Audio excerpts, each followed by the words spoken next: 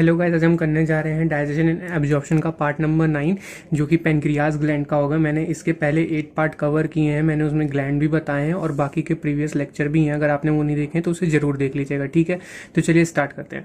जैसे कि हमारा पेनक्रियाज है, ठीक है। Pancreas is an compound and heterocrine gland. ये हमारा कंपाउंड और हेट्रोक्राइन ग्लैंड होता है, मतलब ये हमारा एक्सोक्राइन और एंडोक्राइन दोनों पार्ट को कवर करता है, ठीक है। मतलब इसमें हमारा एक्सोक्राइन पार्ट भी आता है और एंडोक्राइन भी पार्ट भी आता है। It's situated between the limb of U shaped duodenum, ठीक है। देखिए इसकी लोकेशन क्या होती है, इसकी लोकेशन होती है हमारे ड्यूडनम के बीच में होता है, ठीक है। जैसे कि हमारा ड्यूडनम होगा, जैसे हमारा स्टमक से जब हमारा ड्यूडनम आता है, ठीक है। जैसे यहाँ पे एक रफ डायग्राम में बना देता हूँ। तो जैसे देखिए ये हमारा अगर स्टमक है, ठीक है, यहाँ से हमारा ड्यूडनम निकला है, तो ठीक इसके बीच में यहीं पे हमारा होता है पेनक्रियाज, ठीक है। इस जगह पे हमारा क्या होता है, पेनक्रियाज होता है, ठीक है।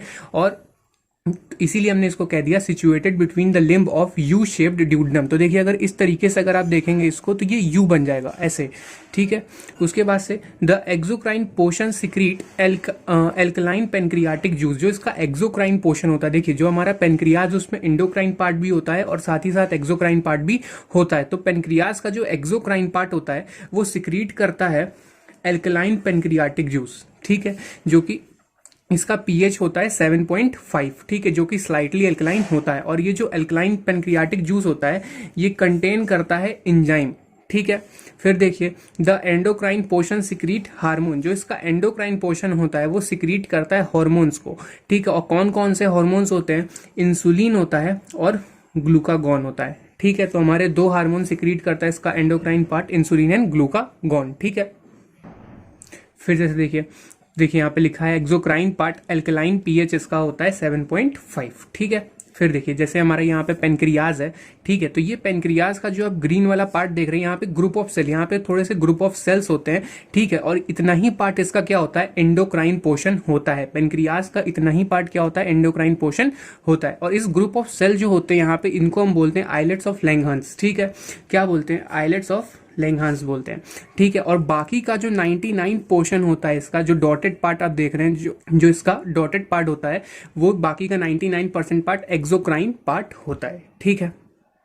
फिर देखिए आइलेट ऑफ लैंगहंस। आइलेट ऑफ लैंगहंस हमारा क्या करता है, दो सेल इसमें प्रेजेंट होते हैं, एक अल्फा सेल और एक बीटा सेल, ठीक है। जो अल्फा सेल होता है ये हमारा इंसुलिन हार्मोन बनाता है और जो हमारा बीटा सेल होता है वो हमारा ग्लूकागॉन हार्मोन बनाता है, ठीक है। तो देखिए यहाँ पे हमारा दूसरा डायग्राम है। दूसरे डायग्राम में देखिए इतना पार्ट तो इसका हो गया आइलेट ऑफ लैंगहंस, ठीक है। लेकिन जो बाकी का जो पार्ट है, ठीक है, इसको हमने क्या बोल दिया, एक्सोक्राइन पार्ट बोल दिया। और आइलेट ऑफ लैंगहंस को हमने एंडोक्राइन पोर्शन बोल दिया, ठीक है। तो जो इसका एक्सोक्राइन पार्ट है, एक्सोक्राइन पार्ट में हमारे प्रेजेंट होते कुछ सेल, ठीक है। और इन सेल को हम बोलते हैं एसएनआई। क्या बोलते हैं, एसएनआई बोलते हैं। और ये प्रोड्यूस करते हैं एंजाइम, यही हमारे पेनक्रियाटिक जूस बनाते हैं, ठीक है।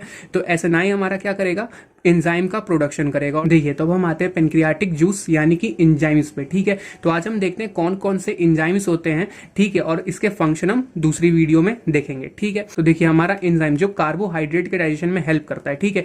देखिए जो हमारा कार्बोहाइड्रेट है, मैंने इसके प्रीवियस लेक्चर में बताया था, वो माउथ में क्या होता है हमारा सलाइवरी अमाइलेज, ठीक है, उसका 30% डाइजेशन कर देता है, ठीक है। लेकिन बाकी का जो 70% होता है हमारा, वो नीचे इंटेस्टाइन में हमारा डाइजेस्ट होता है, ठीक है। क्यों, क्योंकि जो कार्बोहाइड्रेट होता है हमारा वो पेनक्रियाज रिलीज करेगा पेनक्रियाटिक अमाइलेज, ठीक है, जिसको हम बोलते हैं एमाइलोप्सिन। क्या बोलते हैं, एमाइलोप्सिन। और बाकी का 70% स्टार्च यहीं पे डाइजेस्ट होता है, ठीक है। उसके बाद से देखिए फैट्स को डाइजेस्ट करने में हेल्प करता है पेनक्रियाटिक लाइपेज, ठीक है। देखिए इससे पहले हमारा जो हमारा पेनक्रियाज होता है, जब तक वो पेनक्रियाटिक लाइपेज नहीं रिलीज करता, उससे पहले हमारा क्या होता है, फैट का डाइजेशन नहीं हुआ होता। जैसे कि अगर हम माउथ में बात करें तो माउथ में हमारा सबसे पहले डाइजेशन होता है कार्बोहाइड्रेट का, ठीक है, क्योंकि वहां पे हमारा टाइलिन यानी कि सलाइवरी अमाइलेज प्रेजेंट था, ठीक है। फिर उसके बाद से नीचे आते हैं तो हमारा स्टमक में बहुत ज्यादा एसिडिक एनवायरमेंट रहता है, जिसकी वजह से सलाइवरी अमाइलेज क्या होता है, फंक्शन करना बंद कर देता है। वहां पे हमारे फिर एक्टिवेट होते हैं प्रोरेनिन या और पेप्सिनोजन, ठीक है। तो देखिए वो हमारे इनएक्टिव फॉर्म में होते हैं और फिर वो एक्टिव फॉर्म में आते हैं, पेप्सिन और रेनिन में कन्वर्ट हो जाते हैं और फिर वो किसके ऊपर वर्क करते हैं, वो प्रोटियोलाइटिक एंजाइम होते हैं हमारे, तो वो प्रोटीन के ऊपर वर्क करते हैं। तो हमारा स्टमक तक फैट पे अभी तक कोई वर्क करता ही नहीं है। फिर उसके बाद से हमारा आता है इंटेस्टाइन में, इंटेस्टाइन में हमारा रिलीज होता है पेनक्रियाटिक लाइपेज और ये क्या कराता है, फैट के डाइजेशन में हेल्प करता है, ठीक है। और पेनक्रियाटिक लाइपेज जो होता है play major role in digestion of fat, ठीक है। फिर उसके बाद से हम आते हैं प्रोटीन्स, ठीक है, जो हमारे प्रोटीन को डाइजेस्ट करने में एंजाइम हेल्प करते हैं, ठीक है। तो हमारा ट्रिप्सिनोजेन, काइमोट्रिप्सिनोजेन और प्रो कार्बोक्सी पेप्टाइडेज, ठीक है। तो देखिए जो हमारे ट्रिप्सिनोजेन, काइमोट्रिप्सिनोजेन और प्रो कार्बोक्सी पेप्टाइडेज है, ठीक है, ये हमारे इनएक्टिव फॉर्म में होते हैं। कौन से फॉर्म में होते हैं, ये हमारे इनएक्टिव फॉर्म में होते हैं। देखिए अगर किसी के भी नाम के आगे प्रो आ जाए या फिर किसी के भी एंजाइम के नाम के पीछे जेन आ जाए, ठीक है, तो इसका मतलब वो इनएक्टिव फॉर्म में है, ये उसकी पहचान होती है, ठीक है। फिर उसके बाद से देखिए हमारा आता है न्यूक्लिक एसिड चौथा, ठीक है। तो देखिए जो प्रोटीन्स एंजाइम होते हैं हमारे ट्रिप्सिनोजेन, काइमोट्रिप्सिनोजेन, प्रो कार्बोक्सी पेप्टाइडेज, ये कैसे एक्टिवेट होते हैं, ठीक है। तो देखिए जो हमारा ट्रिप्सिनोजेन है वो इनएक्टिव फॉर्म में प्रेजेंट रहता है, ठीक है। तो हमारा इंटेस्टाइन क्या करेगा, इंटेस्टाइन एक एंजाइम को रिलीज करता है, ठीक है, जो कि इंटेरोकाइनेज है, ठीक है, इंटेरोकाइनेज या फिर इंटेरोपेप्टाइडेज, ठीक है।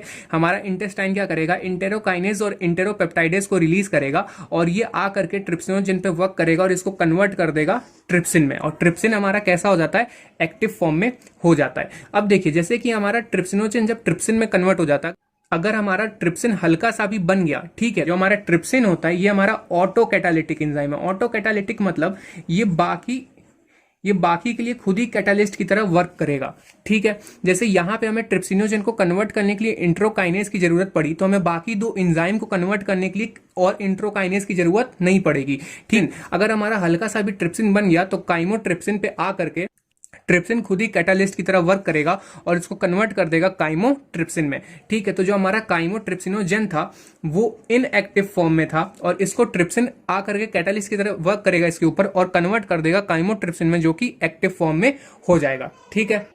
ऐसे ही हमारा प्रो कार्बोक्सी पेप्टाइडेज की तरह भी होगा। जो हमारा प्रो कार्बोक्सी पेप्टाइडेज है ये हमारा इनएक्टिव फॉर्म में रहता है, ठीक है, और यहां पे ट्रिप्सिन आकर के सेम एज कैटालिस्ट की तरह वर्क करेगा और इसको कन्वर्ट कर देगा कार्बोक्सी पेप्टाइडेज में और कार्बोक्सी पेप्टाइडेज हमारा कैसा होता है, एक्टिव फॉर्म में होता है, ठीक है।